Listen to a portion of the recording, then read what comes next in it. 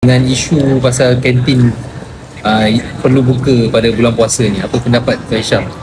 Okey, bulan puasa pasal isu menteri kata kantin kena buka.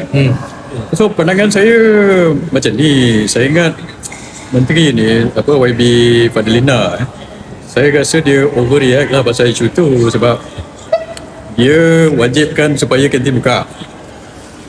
Dan pandangan saya macam ni lah. Pandangan saya sepatutnya dia bagi option lah pada pekerja ataupun operator kantin ni sama ada nak buka atau tidak.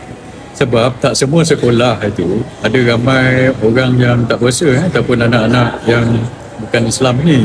Macam Putrajaya ni. Putrajaya ni tak salah saya jumlah peratusan murid-murid yang bukan Islam itu rendah. Mungkin 1-2% saya tak tahulah.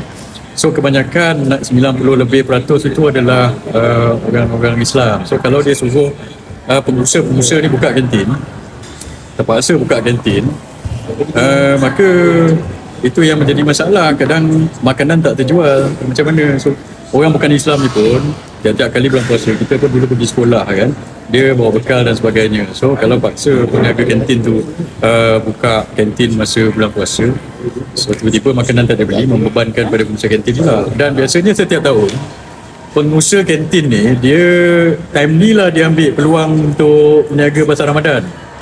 Biasanya ni dalam dia buat pengusaha kantin ni dia akan dia pun dalam industri makanan.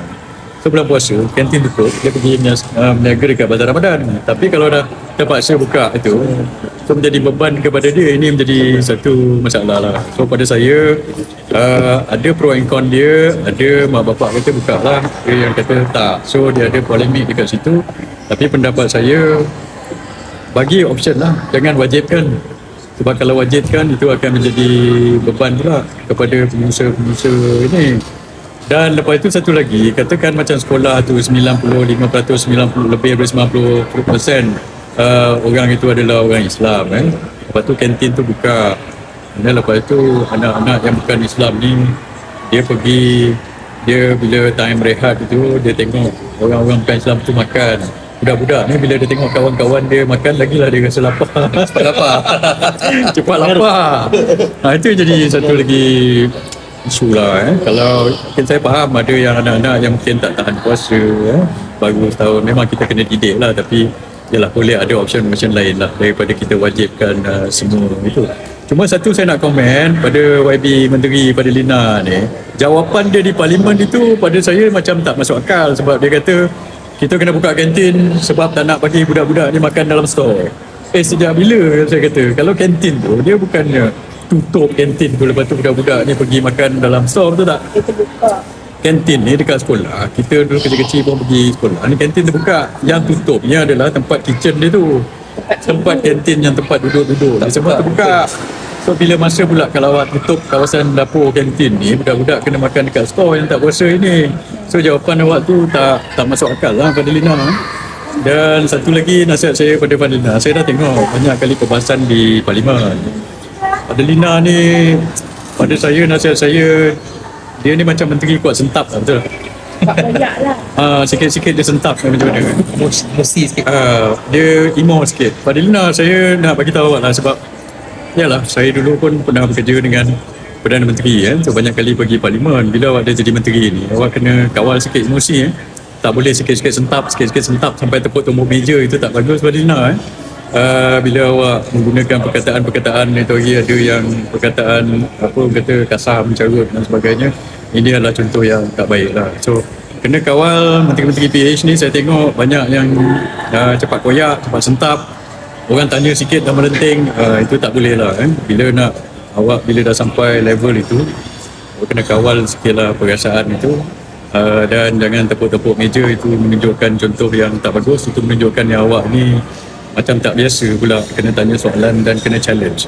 So patutnya bila awak dah sampai level menteri itu, patutnya awak dah biasa dengan ini. Biasalah jadi ahli politik, orang kritik, orang kutuk orang ini. Saya pun kan belum, saya bukan menteri saya bukan ahli parlimen, tapi hari-hari pun kita kena hadap benda-benda ini.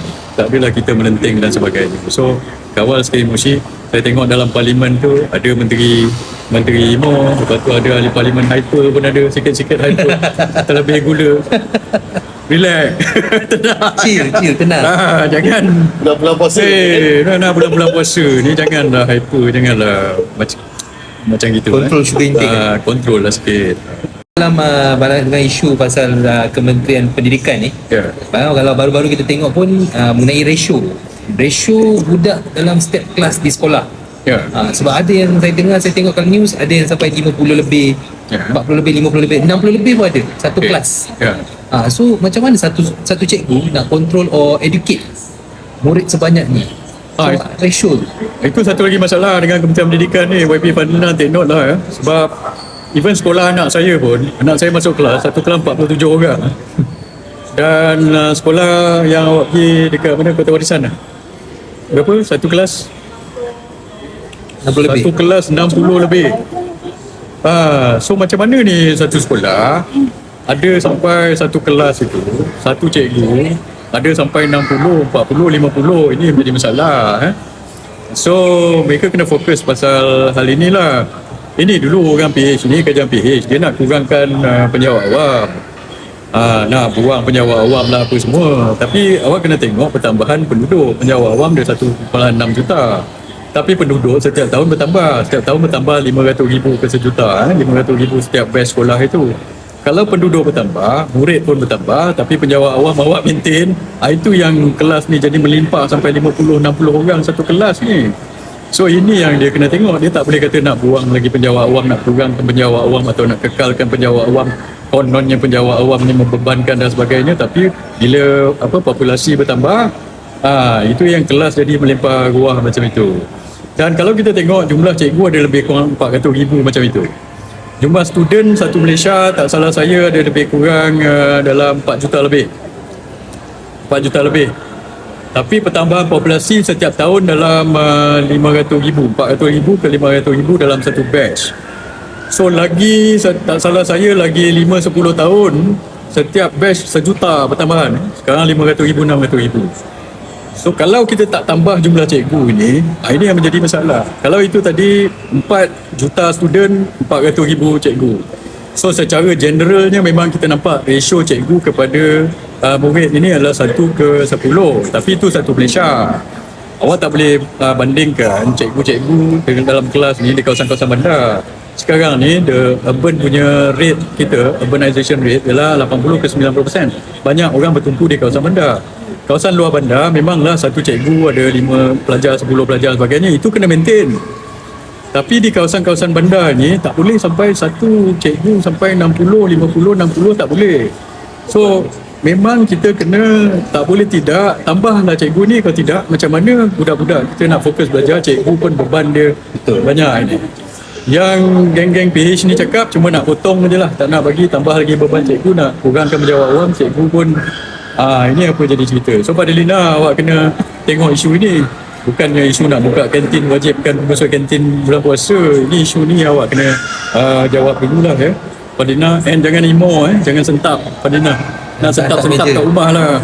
Itu sebab apa orang kata tak menunjukkan level apa orang kata professionalism lah macam itu Fadlina. Memalukan je. Ini yang saya nak cakap sikit lah. Okay.